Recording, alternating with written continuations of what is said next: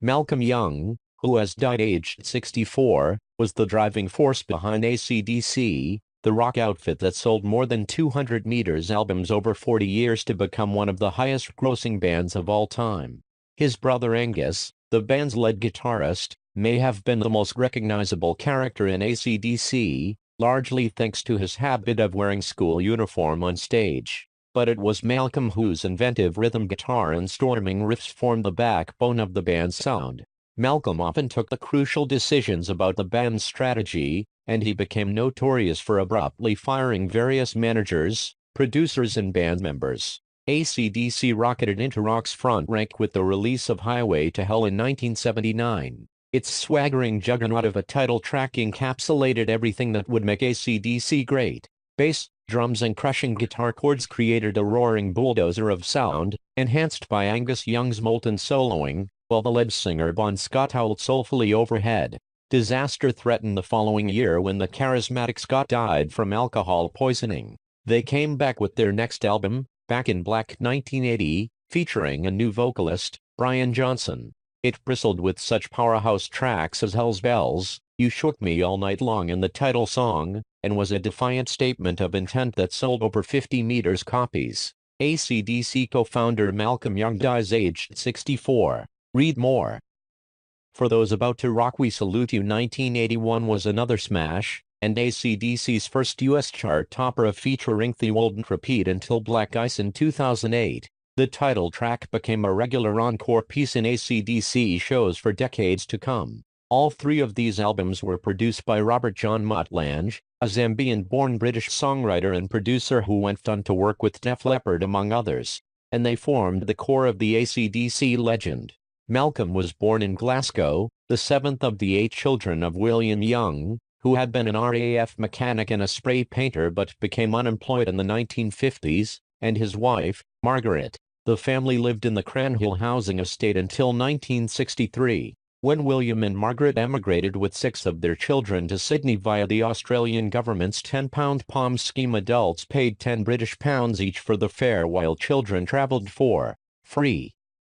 It was George Young, 6 years older than Malcolm, who first enjoyed musical success, as co-founder of the Beats, the so-called Australian Beatles who scored international hits including Friday on My Mind 1966.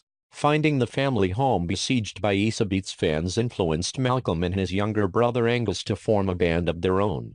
Malcolm cut his teeth with early groups including Beelzebub Blues, and developed an assured guitar technique influenced by Eric Clapton and Jimi Hendrix as well as Santana and Stevie Wonder. Angus, meanwhile, practiced furiously to become a virtuoso lead player. The brothers, neither of whom was much over 5 foot tall, assembled the first version of AC/DC in November 1973, with Dave Evans as vocalist. When Scott, another Scottish immigrant to Australia, replaced Evans the following year, the band released their first album, High Voltage 1975, produced by George Young and his Beats songwriting partner Harry Vanda. With Bon, that's when the band became a band, said Malcolm. We had a real character with his own style and his own idea for lyrics. Those lyrics were primarily concerned with sex, drugs, drink and rock and roll. The stories you need to read, in one handy email. Read more.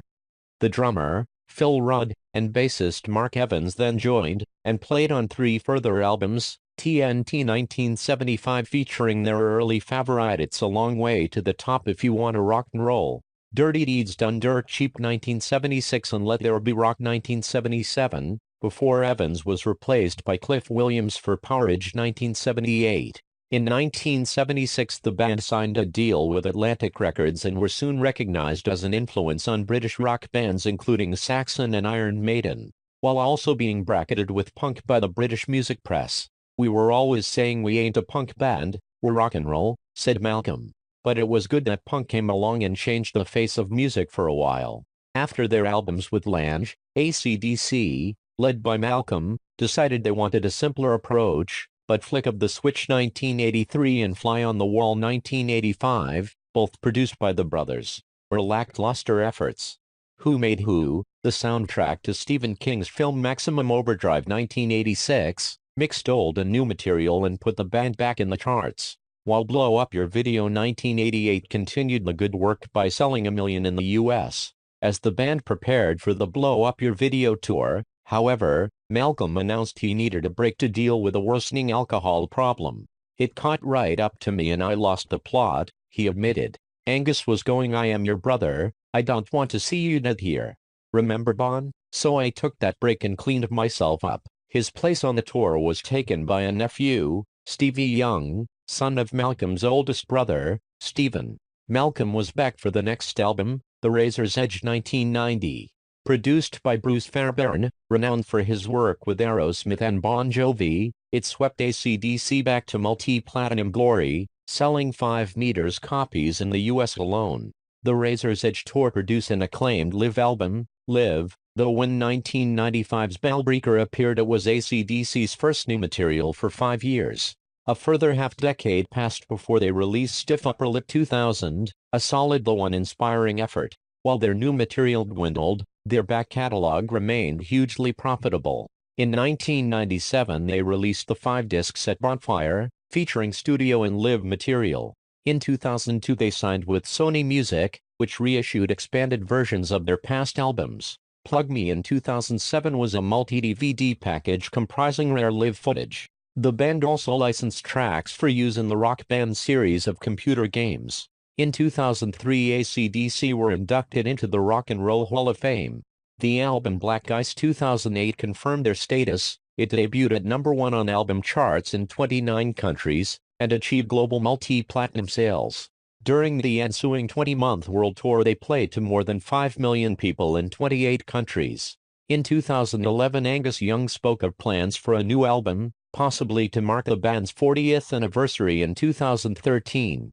But Johnson told US Radio it would be delayed because of an unnamed band member's health issue. In April 2014 AC/DC's website announced, Malcolm Young is taking a break from the band due to ill health. It was rumored that their nephew Stevie Young, son of Alex Young, who died in 1997, might once again stand in for his uncle. Malcolm's elder brother George died last month aged 70. He is survived by his wife Linda, daughter Cara, son Ross and brother Angus. Common Malcolm Young, musician, born January 6, 1953, died November 18, 2017.